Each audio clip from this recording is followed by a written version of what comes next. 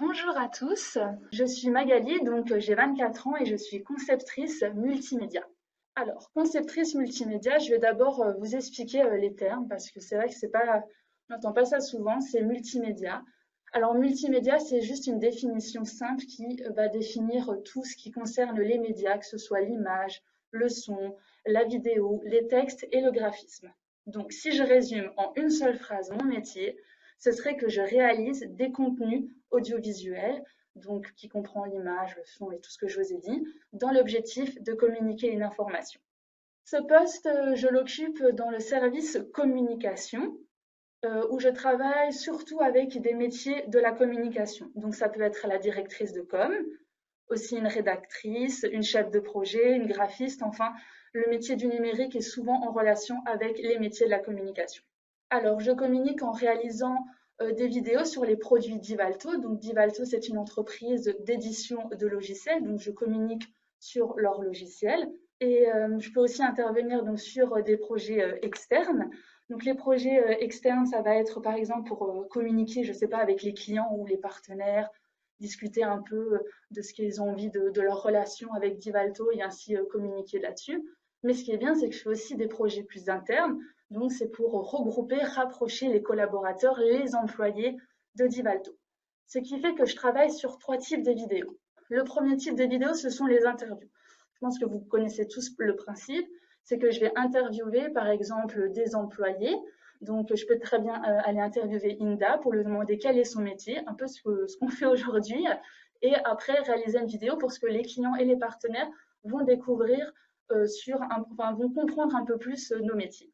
Et je peux réaliser des tutoriels. Donc les tutoriels, c'est vraiment des didacticiels. Je ne sais pas, comme c'est des logiciels, on va plutôt dire, ouais, il y a eu une nouveauté, un nouvel outil. Et donc du coup, je vais expliquer aux gens comment l'utiliser. Et ensuite, la dernière type de vidéo, ça comprend du motion design.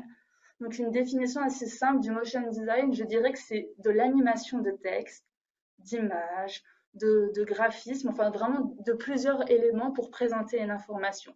Parce que l'information, on peut la présenter sous la forme d'une interview ou d'un tutoriel, mais on peut aussi le faire avec du motion design afin que ce soit beaucoup plus dynamique. Alors toutes ces vidéos, elles vont être diffusées donc sur les réseaux sociaux, sur les sites internes et externes, et aussi sur la chaîne YouTube de Divalto. Plus précisément, je vais vous parler en termes de pourcentage pour que vous ayez un peu une idée de mon métier. C'est que je vais réaliser à 25% du temps tout ce qui est interview. Donc, qu'est-ce qui se passe? C'est que je prends tout mon matériel audiovisuel, appareil photo, caméra, trépied, lumière, objectif, vous savez, un peu tous ces outils, et puis je vais aller filmer ses collaborateurs, ses clients, ses partenaires pour justement avoir des témoignages de ce qu'ils ont. Ensuite, à 70%, et ça c'est ma partie préférée, c'est que je vais m'occuper du montage et de la post-production.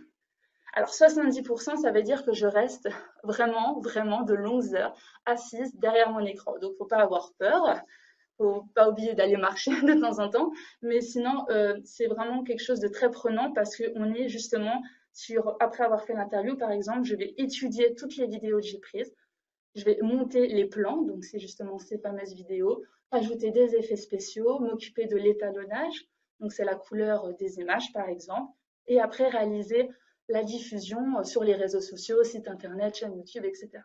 Pour information et conseils, moi j'utilise des logiciels, c'est des logiciels de la suite Adobe, j'ai une préférence là-dessus puisque c'est vraiment pratique de pouvoir passer d'un logiciel à un autre. Donc c'est Premiere Pro et After Effects. Pour ceux qui sont plutôt sous ambiance Mac, je dirais qu'il y a Final Cut Pro. Et si vous voulez vraiment vous investir un peu de temps, franchement, dans le montage vidéo, je vous conseille la version gratuite de DaVinci Resolve.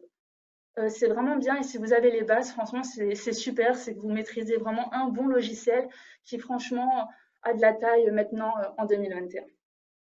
Donc 25%, 70%, il nous reste encore quelques petits pourcentages. Bien sûr, c'est tout ce qui concerne, je ne sais pas, par exemple, l'étape d'écriture d'un scénario, les discussions avec les personnes sur le choix de qu'est-ce qu'on va mettre en avant ou pas.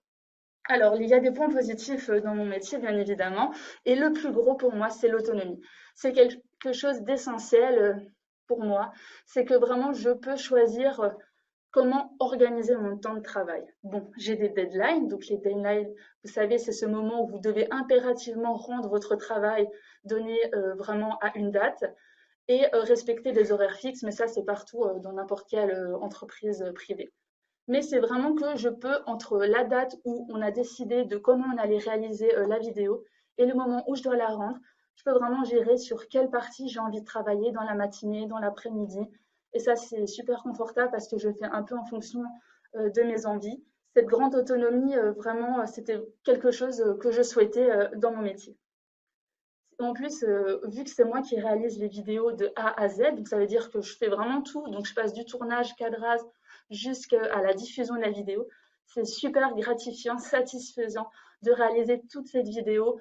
Vraiment, bon, je ne vais pas dire toute seule, puisque bien sûr, il y a des personnes et tout qui sont présentes, mais c'est vraiment le fait de travailler du début à la fin sur un projet et de le voir conclure. Je vous ai dit que je suis à 70% du temps derrière mon écran. Donc du coup, je suis souvent seule, faut pas, c'est quelque chose de pas à négliger, mais ça m'empêche jamais d'aller voir par exemple mes collègues pour demander une idée ou quelque chose, parce que des fois on est tellement concentré sur notre écran que souvent on a besoin de ce petit esprit d'équipe qui nous permet justement de rebondir, je sais pas, sur un autre terme ou alors une autre façon de voir la vidéo, et ça c'est important d'avoir ce recul. Alors, bien sûr, moi je vous ai parlé de conceptrice de multimédia dans une entreprise privée, mais vous avez la possibilité de travailler dans différents secteurs. Peut-être que tout simplement ça ne vous intéresse pas d'être dans une entreprise. Vous pouvez vous lancer en freelance, c'est-à-dire que c'est vous le patron, clairement, c'est vous qui décidez de vos horaires, vous prenez les clients, vous décidez qui sont vos clients, vous gérez vraiment tout, de l'administratif, les papiers, la comptabilité, tout. Et puis vous choisissez vraiment dans quel type vous voulez vous concentrer type de domaine, bien sûr, si vous voulez plus je sais pas, des entreprises dans l'industrie ou ce genre de choses, dans les finances, la banque. Il y a la possibilité de travailler dans le cinéma avec, bien sûr, les compétences que j'ai. Après, voilà, comme dit, c'est le cinéma, donc souvent ça dépend des écoles que vous choisissez et également vraiment de vos moyens financiers entre les écoles privées et les écoles publiques.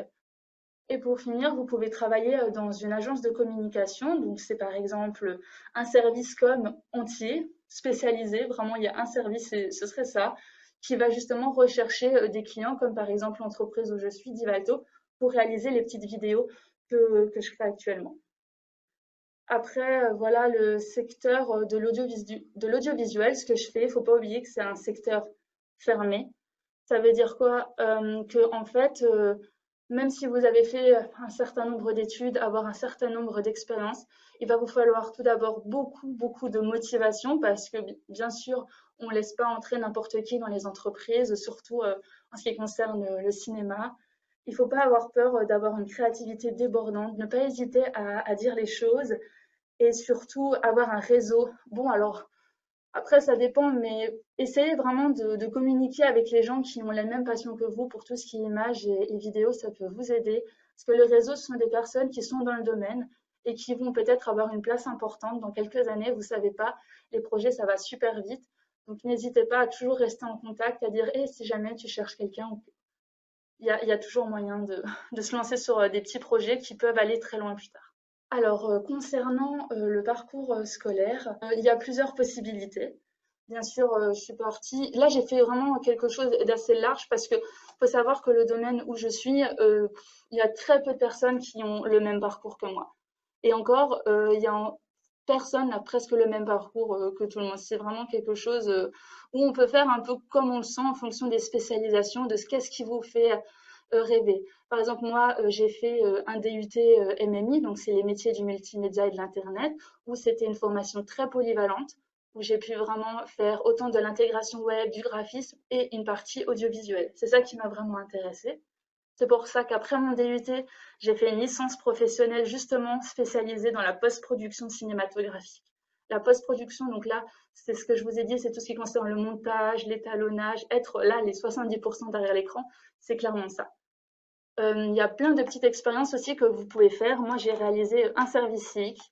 C'est super, c'est quelque chose qui est payé par l'État. Donc, vous réalisez, je sais pas, 6, 7 mois, voire jusqu'à 12 mois maximum, si je m'en souviens bien, dans une association, dans une entreprise publique même. et vous réalisez des petites missions dans les thématiques que vous souhaitez. Moi, par exemple, j'ai été vidéaste pour la FA, donc c'est le district d'Alsace de football, où j'ai appris justement à aller sur place, à interviewer les gens, à utiliser mon matériel, faire des reportages. Si je devais vous faire la fiche générale du métier de conceptrice multimédia, ça donnerait un peu ça. En tout cas, je suis passée par un bac plus 3. Vous pouvez potentiellement passer par un bac plus 2, mais c'est un peu moins reconnu dans tous les pays.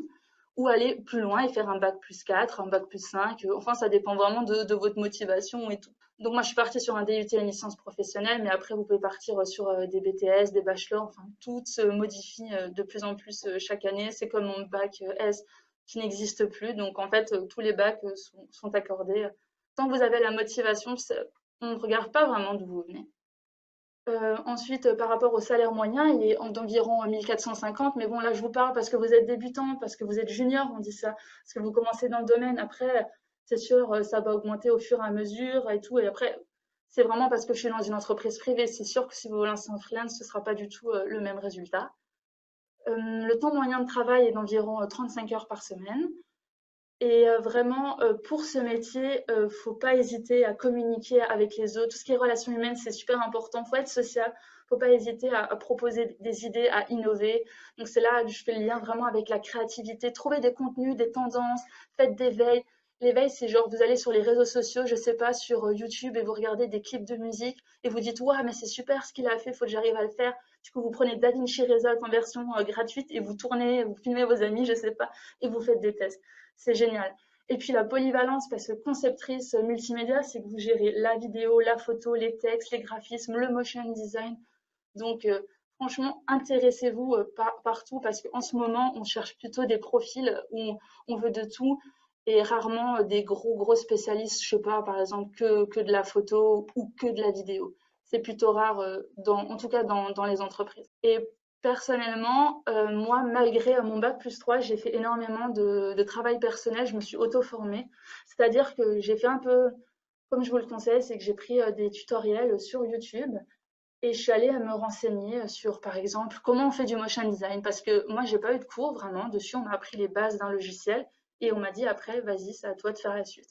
Et effectivement, j'ai fait la suite et c'est super gratifiant de pouvoir faire une vidéo et après de réussir, le réutiliser, l'améliorer et le transformer. C'est vraiment, faut pas s'arrêter justement aux études et à ce genre de choses. Il y a beaucoup l'auto-formation, il y a plein d'organismes qui proposent des choses et puis c'est aussi pour vous, quoi. Si jamais vous avez envie d'être polyvalent, n'hésitez pas à vous renseigner. Il y a plein de sources très fiables et très intéressantes de nos jours sur les réseaux.